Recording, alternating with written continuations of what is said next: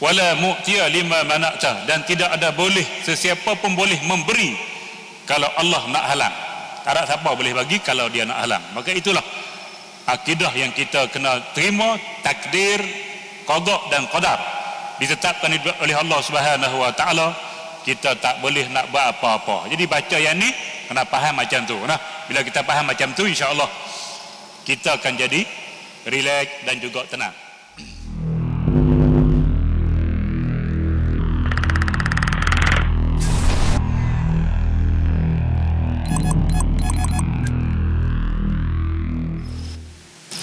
Bismillahirrahmanirrahim.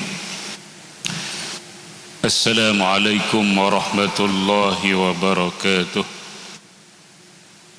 Alhamdulillah rabbil alamin. Wassalatu wassalamu ala ashrafil anbiya'i wal mursalin wa ala alihi wa ashabihi ajma'in. Subhanaka la ilma lana illa ma 'allamtana innaka antal alimul hakim.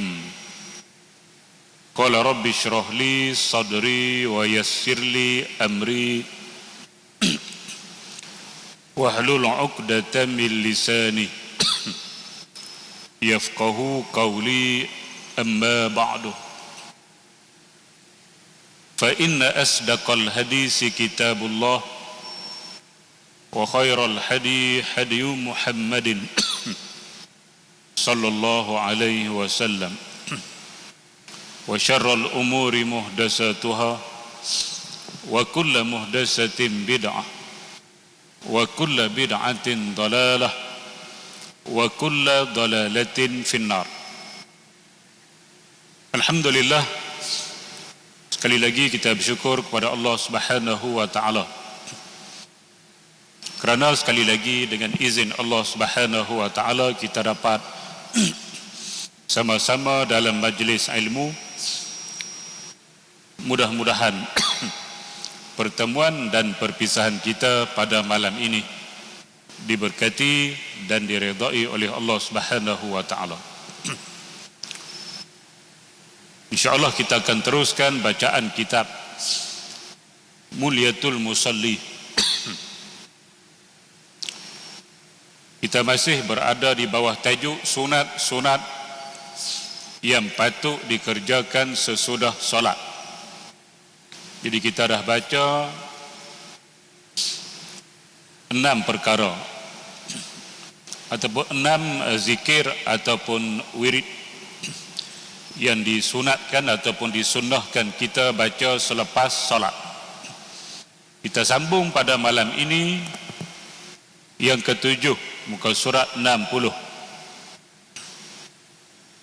Qala al-musannifu rahimahullahu ta'ala wa nafa'ana wa iyyakum bi'ulumihi fid daraini amin ya rabbal alamin. Kata pengarang rahimahullahu ta'ala yang ketujuh, mengucapkan satu subhanallah sebanyak 33 kali. Maknanya maha suci Allah. Yang kedua, alhamdulillah 33 kali. Maknanya segala pujian bagi Allah. Yang ketiga, Allahu Akbar 33 kali. Maknanya Allah maha besar. Baik, itu yang ketujuh yang disunnahkan dan disunatkan kita baca selepas daripada solat.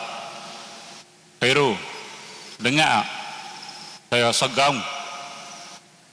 Boleh dengar? Saya rasa macam gaung malam ni.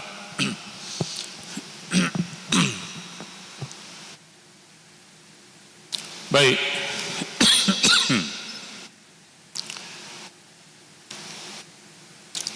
Tengok yang kat bawah nota kaki, rasa memantul suara jadi 2 kali.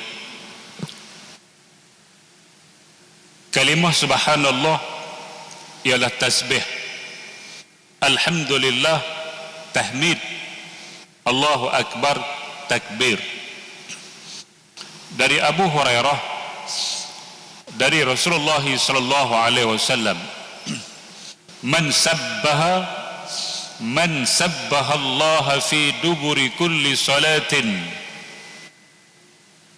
salasan wa salasina wa hamidallaha salasan wa salasina wa kabbarallaha salasan wa salasina fatilka tis'atun wa tis'un wa qala tamamal mi'ah la ilaha illallah wahdahu la syarika lah lahul mulku wa lahul hamdu wa huwa ala kulli syai'in qadir ghufirat khatayahu wa in kanat misla zabadil bahri. Hadis rawahu Imam Muslim. Maksudnya, sesiapa yang bertasbih akan Allah subhanallah pada setiap kali selepas salat 33 kali bertahmid akan Allah alhamdulillah 33 kali dan bertakbir akan Allah Allahu Akbar 33 kali, maka jumlahnya 99. 33 kali 3 99, dan menyebut untuk cukup 100 dengan la ilaha illallah wahdah la syarikalah lahul mulku wa lahul hamdu wa huwa ala kulli syai'in qadir. Nescaya diampunkan segala kesalahannya walaupun seumpama buih laut. Hadis riwayat Imam Muslim. Okey, clear. Belakang okey, belakang okey. Okey tak macam ni? Macam ni? Macam ni?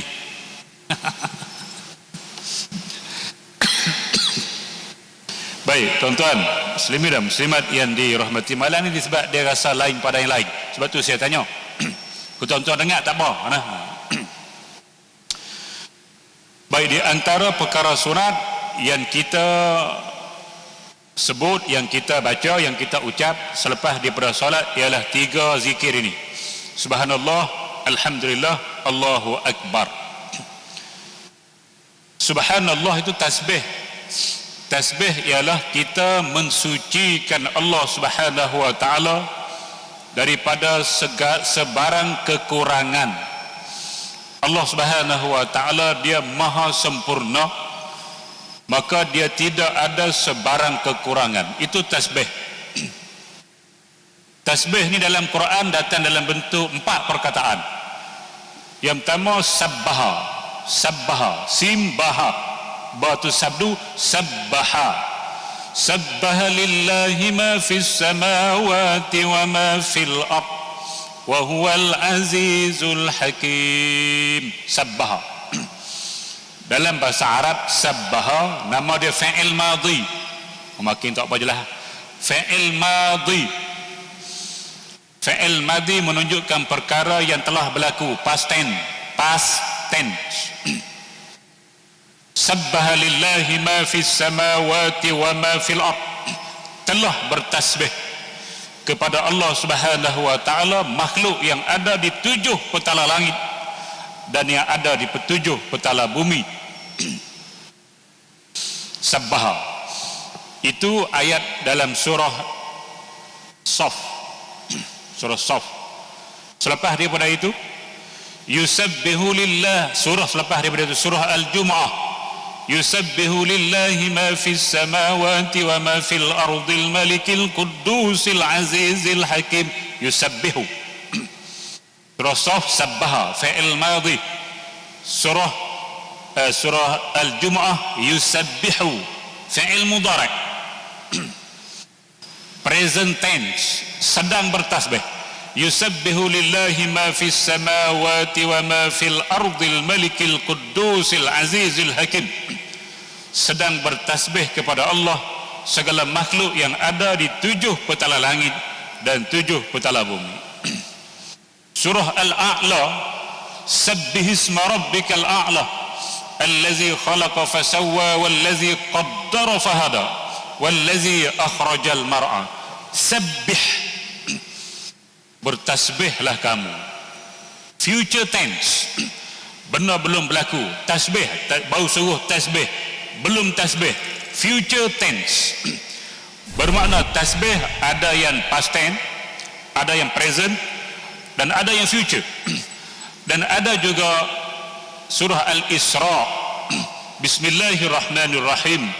Subhanallazi asra bi'abdihi laylan minal masjidil harami ilal masjidil aqsa allazi barakna hawlahu linuriyahu min ayatina. Habis. Subhana. Subhana bukan past tense, dia bukan present, dia bukan future, tapi dia masdar, anytime. Anytime, dulu, kini, selamanya. Itu masdar. Bermakna makhluk ini sentiasa bertasbih, dulu, kini, selamanya. Hebatnya Allah Subhanahu wa taala, makhluk sentiasa bertasbih kepada dia. Allah tidak ada sebarang kekurangan. Sebab itu dalam surah Al-Isra dia mula dengan subhana, maha suci Allah Subhanahu wa taala. Sebab apa? Sebab peristiwa Isra dan Mi'raj, peristiwa pelik yang akal tak boleh terima. Akal tak boleh terima. Nabi Muhammad bergerak daripada Mekah ke Baitul Maqdis, kemudian naik sampai ke langit yang ke-7 dalam satu malam. Dia pergi lepas Isya, dia balik sebelum subuh. Akal tak boleh terima. Akal manusia di waktu itu tak boleh terima. Perjalanan Mekah ke Madinah, ke Baitul Maqdis sebulan. Sebulan, naik unta, naik kaldai, naik kuda, sebulan. Naik ke langit, bukan langit pertama, 2, 3, 4, 5 dan 7. Sedangkan langit itu disebut oleh Allah dalam Al-Quran, yudabbirul amra minas sama'i ilal ardi summa ya'ruju ilaihi fi yaumin kana miqdaruhu alfasanatin mimma ta'uddun. Malaikat yang menguruskan urusan Allah daripada langit turun ke bumi, bumi naik ke atas dalam tempoh 1000 tahun kalau kamu nak bilang. Tahu dia. Jadi akal memang tak boleh terima benda ni berlaku dalam separuh malam, separuh hari lah, separuh hari. Sebab hari bermula dari pagi sampai pagi, itu sehari. Kalau mula maghrib sampai subuh, itu nama dia semalam. Separuh hari boleh berlaku benda macam tu. Sebab tu dia mula dengan subhana, maha suci Allah. Bila maha suci, tidak ada benda yang pelik, sebab dia tidak ada sebarang kekurangan. Yang kurang kita. Baik tuan-tuan muslimin dan muslimat yang dirahmati, sebab tu bila sebut subhanallah, subhanallah, subhanallah, subhanallah, subhanallah, subhanallah, kita kena yakin apa-apa boleh berlaku, walaupun pelik macam mana pun dia boleh berlaku, sebab yang buat itu Allah. Macam tu. Itu tujuan tasbih, bukan saja-saja kita dok tasbih lama dah, tak ngaji pun tahu. Lepas solat subhanallah 3 kali, alhamdulillah 3 kali, dan 33, Allahu Akbar 33. Faham ke tidak? Dah faham, dapat ilmu, amal ke tidak? Tuan-tuan muslimat yang dirahmati sekalian, la tazulu qadama ibna Adam, la tazulu qadama ibni Adam. Oh, aku rasa lagi bising ni. Nah, masuk telinga saya balik.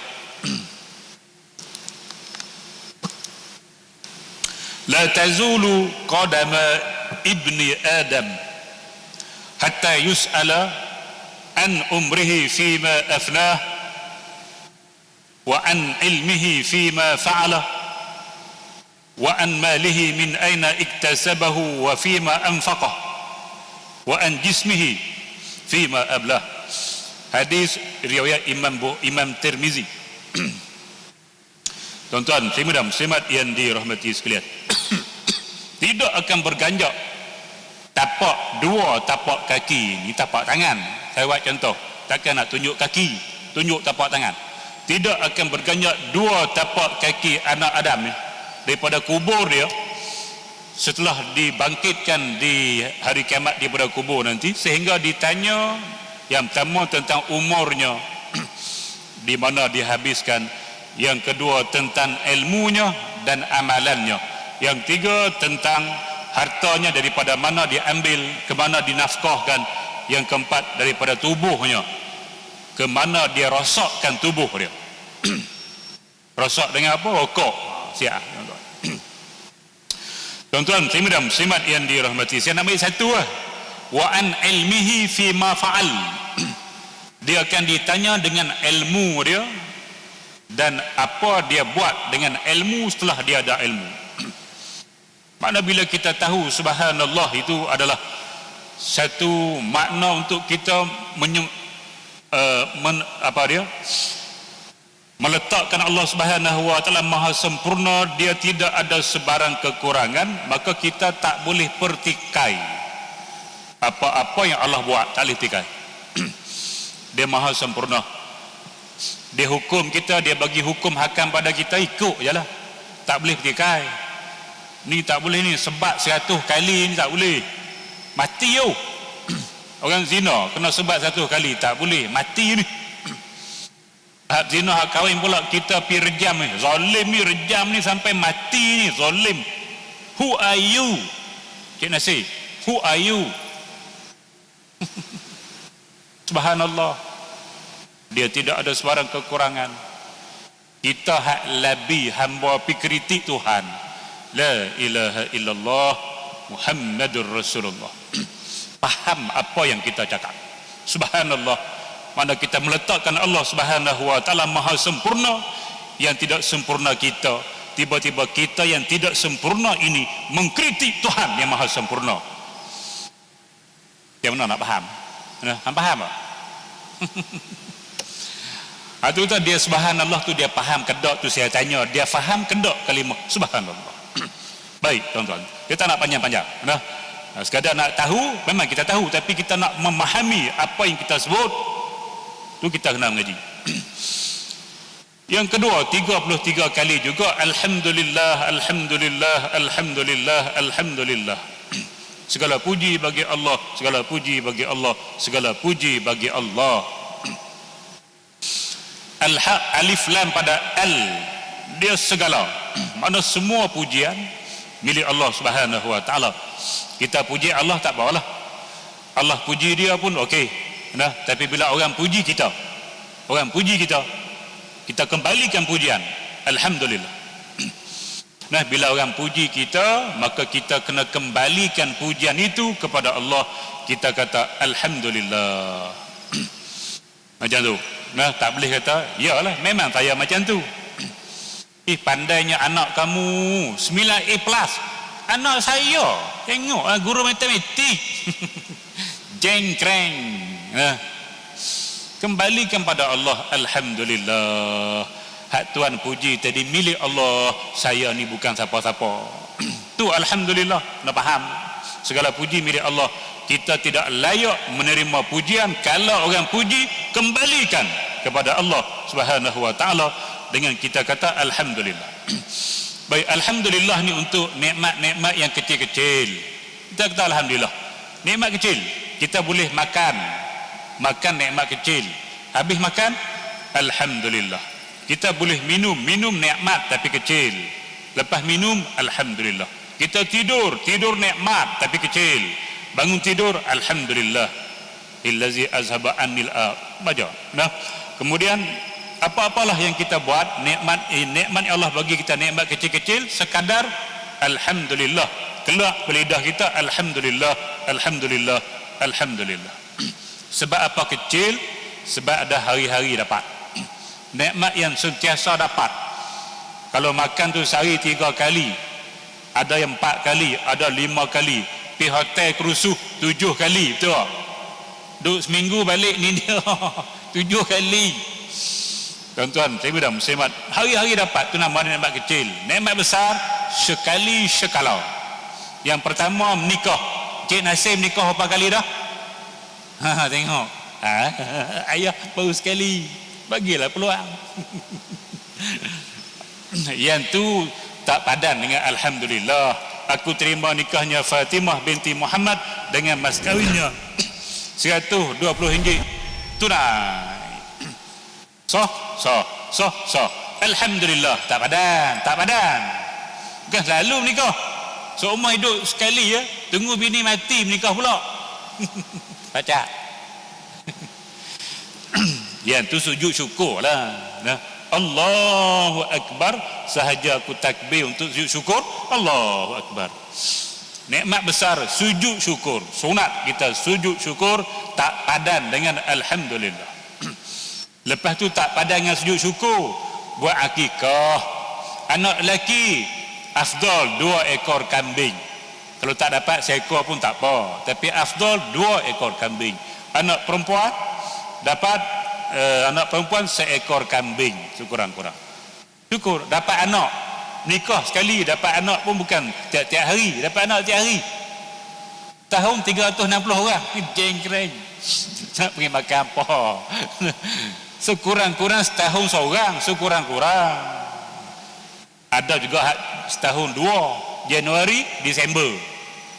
Dia 2 beradik ni satu kelahan. Nah, walaupun dia umur dia beza setahun, tapi dah Januari, yang ni Disember, tahun yang sama, satu kelas. Hak tu paling laju lah setakat ni saya jumpa. Paling laju setahun 2 orang. 3 orang tak ada kecuali kembar. Ada. Nah, jadi sekali sekala syukur, sujud syukur buat akikah. Menikah sujud syukur buat kenduri, wali matul arus. Tapi lepas menikah tak payah buat kenduri, PKP. Tak boleh buat. PKPB tak boleh buat. Tak apa, tak penting. Dah tak boleh buat tak apa. Yang penting akad nikah. Anak 5 so buat kenduri. PKP habis dah. 5 tahun buat habis. Buat kenduri. Ini hidup Kedah tau. Nah, tuan-tuan, saya mudah muslimat yang dirahmati sekalian. Kedah pun duk 20, 22, 23, 20, 22, 23. Last kali jadi Kelantan, PKP pula. Hati-hatilah. Hak masjid insya-Allah kita jaga dah. Hak kat luar nu tak tahu, tuan-tuan. Baik, tuan-tuan, saya mudah muslimat yang dirahmati sekalian. Alhamdulillah. Nah, fahami dia. Allahu Akbar 33 kali. Makna dia Allah Maha Besar. Jadi bila sebut Allahu Akbar, Allahu Akbar, Allah Maha Besar, Allah Maha Besar, lekatkan di hati. Macam takbir tu ihram juga, tidak ada yang lebih besar daripada Allah Subhanahu wa taala. Jadi apa-apa berkaitan dengan agama didahulukan daripada urusan dunia. Dahulukan dulu solat sebelum kita berniaga. Dahulukan dulu solat maghrib berjamaah dengan kuliah-kuliah fardu ain sebelum kita main futsal. Jangan tak tunjuk muka langsung di masjid, tapi Allahu Akbar main badminton. Nah, Allahu Akbar.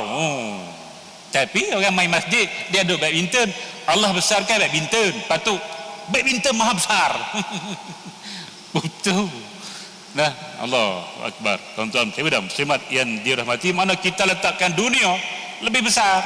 Allah kecil, sebab itu kita tak peduli dengan masjid, tak peduli dengan kuliah. Sebab apa? Kecil. Yang besar kedai makan, yang besar badminton, yang besar futsal. Maka kita menukar ad-dunya akbar, dunia besar, Allahu asghar, Allah kecil. Macam itulah. Nah, kita sebut Allahu Akbar, kita kena tunaikan sebutan Allahu Akbar. Letakkan apa pun Allah didahulukan, agama didahulukan, dunia ikut belakang saja. Nah, macam tu. Baik, tuan-tuan, jadi kita kena fahami 3 kalimah ini sangat besar. Bukan saja kita sebut 33 kali, tapi dia sangat besar. Baik, kita baca hadis tadi. Siapa sebut 33 kemudian tutup dengan la ilaha illallah wahdahu la syarikalah lahul mulku wa lahul hamdu wa huwa ala kulli syai'in qadir, maka diampunkan bagi orang hak kata tu dosa-dosa dia, wa in kanat misla zabadil bahri, walaupun dosa tadi sebanyak buih di laut. Oh, buih banyak tuan-tuan, buih tu banyak.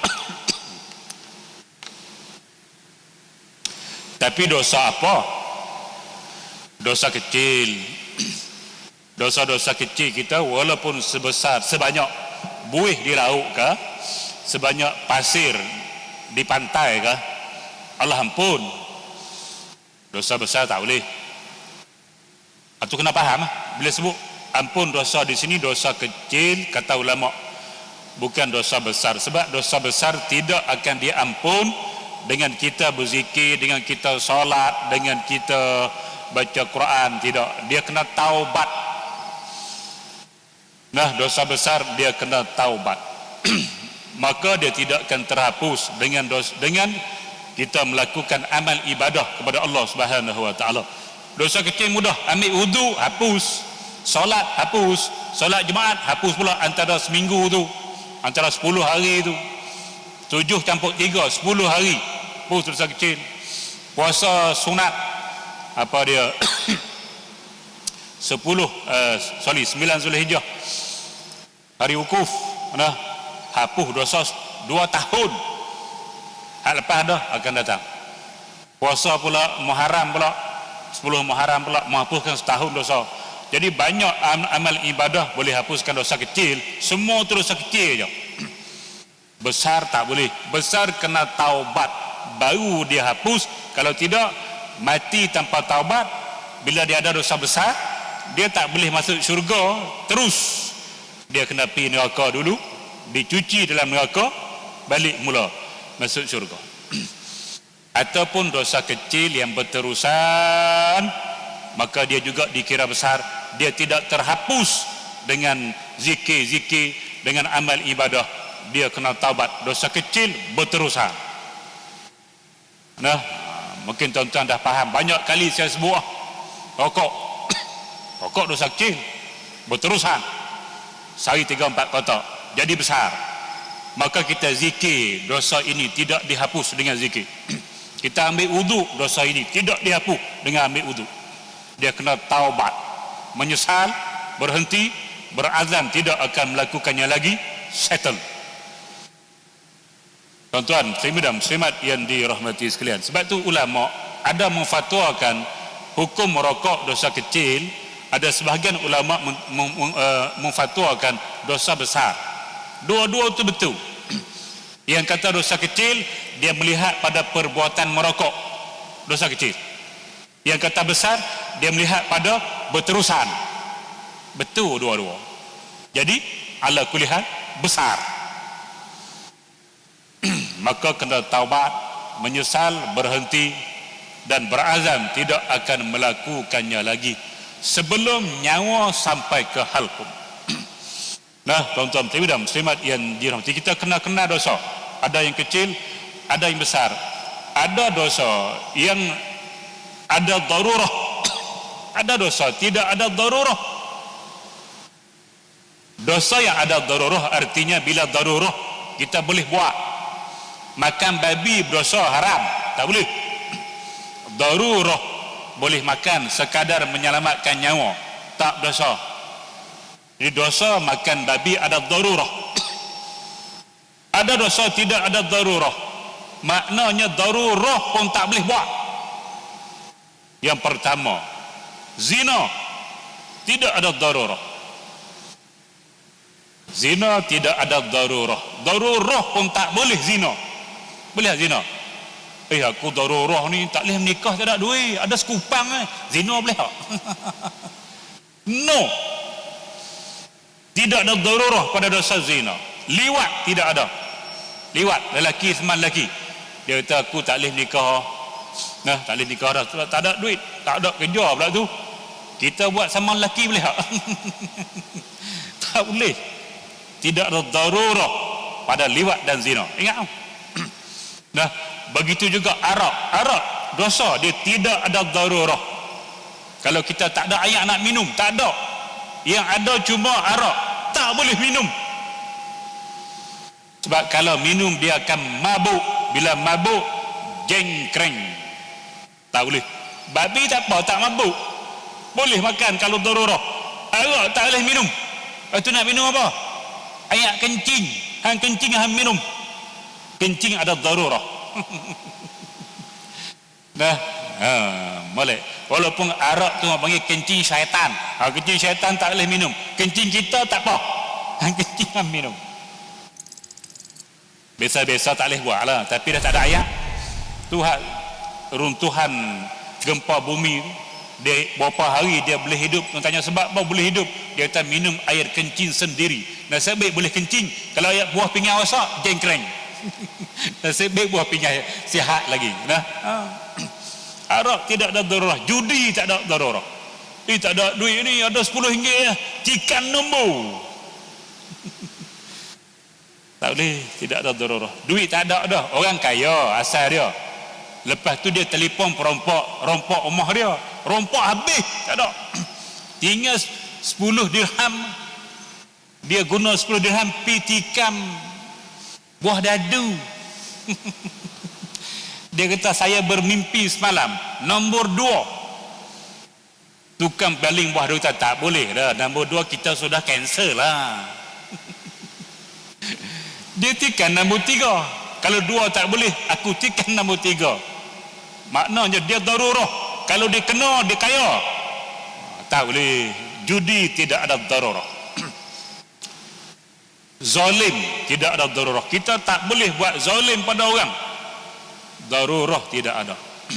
Nah, kita tidak ada makanan, lapar member sebelah dia ada makanan, tapi untuk dia bagi kita, dia mati. Maka dia yang kena makan makanan dia. Kita tak ada makanan, kita tak boleh rampas. Kita kalau tak makan ni mati, tapi hak tu makanan dia, kita pergi rampas. Darurah, kita makan kat kita, dia pula mati. Tak boleh. Kena mengaji lah. Ada dosa yang ada darurah, ada dosa yang tidak ada darurah. Baik tuan-tuan, muslimat yang dirahmati sekalian, habis lebih kurang dari situ. Kita masuk nombor 8. Kemudian dibaca La ilaha illallah wahdahu la syarikalah, lahul mulku wa lahul hamdu, yuhyi wa yumitu, wa huwa ala kulli syai'in qadir. Yang tadilah, tapi diletak nombor 8 yang ni. Jadi kita dah hurai, tak payah hurai. Yang ke-9 kemudian dibaca, lepas kita baca Allah la ilaha illallah wahdahu la syarikalah, boleh baca yang ni. Allahumma la mani'a lima a'taita wa la mu'tiya lima mana'ta wa la yanfa'u zal jaddi minkal jaddu. Yang ni ada yang baca imam lah, wirid. Ada yang tak baca. Nah. Terpulang ni sunat. Baca okey, dapat pahala. Sebab dia sunat. Tak baca tak dosa apa-apa. Allahumma ya Allah, la mani'ah, tiada sesiapa yang dapat menegah, lima a'taita, apa yang engkau kurniakan, wala mu'tiyah, dan tiada sesiapa yang dapat memberi, lima mana'ta, apa yang engkau menegahnya, wala yanfa'u zal jaddi minkal jaddu, dan tiada suatu usaha yang dapat menghalang seseorang daripada menerima habuannya daripada engkau. Dia tidak menterjemah, dia hurai. Wala yanfa'u, dan tidak memberi manfaat. Itu terjemah. Zal jaddi, harta yang kita ada, pangkat yang kita ada. Kita orang kaya, kita ada pangkat datuk, tan sri, menteri, tu pangkat. Harta dan pangkat la yanfa', tidak boleh memberi manfaat apa-apa, minkal jaddu, tidak boleh. Oleh kerana itu bila kita kaya, kita masih lagi al-faqiru ilallah, mengharapkan Allah Subhanahu wa taala. Kita tak boleh kata aku tidak perlu kepada pertolongan sesiapa, tak boleh. Sebab apa yang kita ada tidak boleh memberi manfaat apa-apa pun pada kita sebenarnya. Kita masih lagi iyyaka na'budu, wa iyyaka nasta'in, akan dikaulah kami sembah dan akan dikaulah kami minta tolong. Masih kena minta tolong dengan Allah sebab dialah al-ghaniyyu, yang kaya yang sebenar-benar. Kita al-fuqara'u ilallah, semua kita ni kaya miskin, lebih-lebih lagi miskin, mengharapkan al-fakir, mengharapkan pertolongan Allah Subhanahu wa taala. Baik tuan-tuan, muslimin dan muslimat yang dirahmati sekalian, bila kita baca zikir ni tidak ada yang boleh menegah kalau Allah nak bagi. Tak boleh. Kita usahalah kok mana pun dia datang juga. Dia datang. Usaha yang pertama dia panggil azal. Azal ni tabur di luar. Tu azal. Faham ini? Faham dah? Tabur di luar, faham? Tak faham lagi? Yang kedua, pakai kondominium. Faham dah? Faham dah? Faham sikit-sikit. Yang ketiga, cucuk hormon. Nah, yang keempat, tak boleh juga lah kali ikat. Dia panggil pemandulan, ikat rahim. Nak cegah daripada dapat anak. Dia sebut wala la mani'a lima a'tait. Tidak ada apa-apa pun yang boleh mencegah kalau dia nak bagi. Tabuk di luar pun dia nak bagi, dapat anak. Pakai kondominium pun jadi dapat anak. Dia nak bagi, tidak ada yang boleh mencegahnya. Sehingga ikat rahimnya doktor kata ada 1% lagi dia boleh mengandung juga, tapi bukan di dalam rahim, di luar rahim. Maknanya hak ikat rahim pun kalau Allah nak bagi, dia tak boleh nak cegah, dia mengandung juga tapi di luar rahim, tak boleh. Tuan-tuan muslimin dan muslimat yang dirahmati sekalian, ini akidah, hak ni akidah. Bila Allah takdirkan kita tak boleh buat apa, dia jadi. La mani'a lima a'taita, tidak ada yang boleh mencegah, menghalang apa-apa yang kau nak bagi ni. Dia nak bagi COVID-19, dia bagi je, tak ada siapa boleh halang. Satu dunia habis setahun lebih tidak ada penawar. Vaksin bukan penawar. Nah, dia untuk mencegah, itu pun belum pasti. Yang kita boleh buat usaha. SOP itu usaha. Nah, hak kita buatlah ni usaha. Dia nak bagi, tidak boleh halang. Tuan-tuan, muslimin dan muslimat yang dirahmati, bila kita baca yang ni, maka akidah kita jadi mantap. Jadi tak rasalah terlalu sedih, terlalu takut, sebab Allah dah janji dah, apa tak boleh halang. Aku nak bagi, tetap datanglah, tak ada siapa boleh halang aku. Ni tujuan kita baca. Kalau kita faham, masalahnya baca saja, mana tak faham, lepas tu balik ketuk kepala, kelepung sebab apa? Tunang nikah dengan orang lain. Tunang dia minta putus tunang nikah dengan orang lain, sebab apa? Sebab hak nu kaya, walaupun botak kepala tapi kaya. Hak ni rambut penuh, miskin papa kedana, entuk kepala kelepung sebab apa? Dia tak baca. Ataupun dia baca, dia tak faham. Nah, jadi itulah yang menyebabkan dia stres dan sebagainya. Ni semua ni pil, ubat untuk kita sihat sebenarnya. Bukan hak doktor bagi. Ni ubat dia. Tak payah makan ubat hak doktor bagi. Ini ubat dia. InsyaAllah kita akan sihat. Mental kita sihat, darah kita lancar, jantung kita kuat. InsyaAllah selamat. Nah, inilah pil dia, tuan-tuan. Tapi kena faham lah. Nah. Wala mu'tiya lima mana'ta, dan tidak ada boleh, sesiapa pun boleh memberi kalau Allah nak halang. Tak ada siapa boleh bagi kalau dia nak halang. Maka itulah akidah yang kita kena terima, takdir, qada dan qadar ditetapkan oleh Allah Subhanahu wa taala.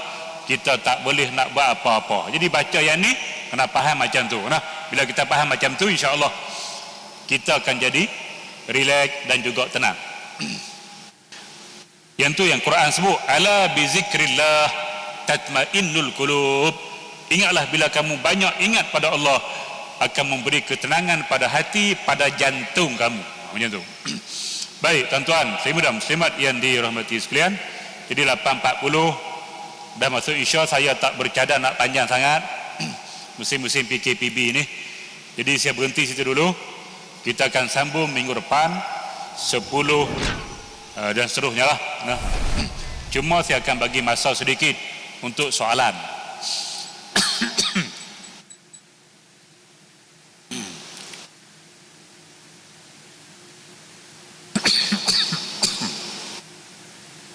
Ustaz, bolehkah kita meletak kerusi duduk di tempat kosong antara jamaah dalam saf? Baik. Tuan-tuan muslimin dan muslimat yang dirahmati sekalian,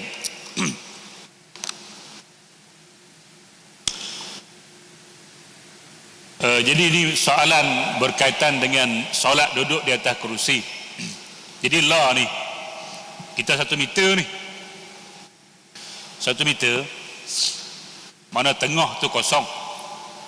Nah, jadi dia tanya, bolehkah yang solat duduk atas kerusi ni pergi duduk celah tu? Pergi duduk celah tu. Dia di segi sah tidak ada masalah. Nah, tapi sekarang ni kita mengikut SOP. SOP itu telah dibuat, ditetapkan oleh pihak berkuasa.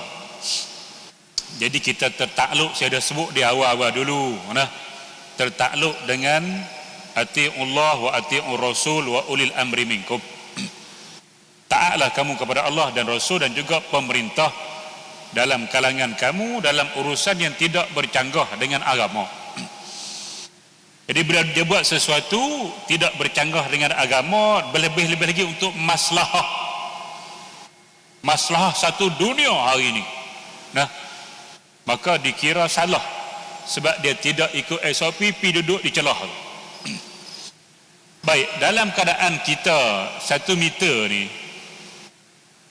dia tengok masjid sebenarnya. Kalau masjid ni tak boleh. Masjid Bukhari style, Bukhari punya style, Masjid Bukhari Alok Malai, Masjid Bukhari Pantai Johor dan beberapa masjid lain, dia punya style, dia susun berderet itu, berderet gitu, itu susunan dia. Jadi bila susun macam tu, dia kaedah dia sama dengan hak sah, sama hak sah rapat. Kalau kita nak duduk atas kerusi, kalau kita jenis hanya waktu nak rukuk ataupun sujud sahaja kita nak duduk, waktu qiyam memang kita qiyam, maka yang tu kalau ikut fatwa hak negeri Kedah punya, kita kena letak kerusi tu di belakang kaki dia. Kaki belakang tu letak di belakang. Kaki kerusi depan tu, kaki kita kena sama dengan saf. Sebab kita nak diri. Bila kita berdiri, maka dia nampak saf tu selari. Kalau kita letak kaki kerusi hak belakang itu sama dengan saf, bila kita berdiri dia nampak jadi macam tu imam nombor 2. Tu imam nombor 2, saf sudah bengkok. Nah, maka letaklah kaki kerusi kita tu, kaki kita sama dengan jamaah, kerusi di belakang. Maka hak jenis ni tak boleh duduk di tengah. Sebab kalau duduk di tengah, yang belakang orang tak boleh nak solat sebab kerusi dia nak sujud tu belaga kerusi dia. Maka sah di belakang akan putus. Nah, maka duduk di hujung. Hujung tak apa, tak putus. Sebab hujung tak putus. Yang putus di tengah. Nah, tapi kalau dia jenis dia masa takbir saja, takbir tu ihram saja dia boleh diri, lepas tu dia tak lepas, dia kena duduk sampai habis. Yang ni duduk tak mana tak apa. Tepi boleh, tengah boleh, tak ada hal. Sebab apa? Sebab kaki kerusi dia memang sama ke kaki belakang kerusi dia sama dengan kaki saf dia duduk atas, dia pun sama, tidak jadi macam tu. Tapi kalau masjid ni buat selari, tak boleh juga. Nah, dia kena piduk hujung juga, tuan-tuan. Masjid hak buat selang-seli, makna sini, macam tu. Dia macam tu, dia tidak selari. Sini dia mencelah sini, macam tu. Nah, kalau macam ni, hak ni duduk atas kerusi tak ada masalah, sebab belakang dia tak ada orang. Hak ni depan dia tak ada orang, maka susunan macam ni, hak duduk atas kerusi sama ada berdiri ke sama duduk, dia boleh duduk, tak ada masalah, sebab tidak mengganggu di belakang. Di belakang confirm tak ada orang, betul tak? Tapi macam ni tak lewat. Dia tengok kerana masjid tu buat macam mana susunan, ada hak boleh, ada yang tak boleh.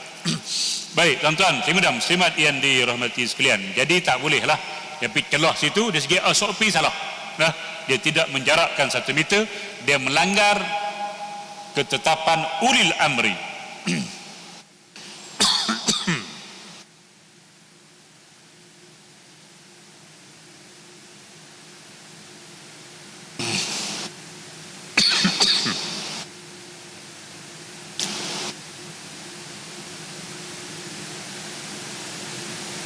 Okey, satu soalan jam malam ni. Jadi sekadar itu dulu tuan-tuan muslimat yang dirahmati sekalian. InsyaAllah dengan izin Allah Subhanahu Wa Taala kita akan sambung minggu depan perkara yang ke-10, kemudian dibaca doa. Yang baik datang daripada Allah Subhanahu Wa Taala, yang buruk kelemahan diri saya sendiri. Aqulu qauli hadza wa astaghfirullahal azim li wa lakum. Wassalamualaikum warahmatullahi wabarakatuh. Bismillahirrahmanirrahim. Alhamdulillahi rabbil alamin. Wassalatu wassalamu ala ashrafil anbiya'i wal mursalin wa ala alihi wa ashabihi ajma'in. Allahumma inna nas'aluka al-huda wat-tuqa wal-afafa wal-ghina. Allahumma ij'al jam'ana hadza jam'an marhuma wa tafarruqana min ba'dihi tafarruqan ma'suma. ولا تجعل اللهم فينا ولا معنا ولا من يتبعنا شقيا ولا مطرودا ولا محروما يا رب العالمين. والحمد لله رب العالمين. تقبل الله منكم.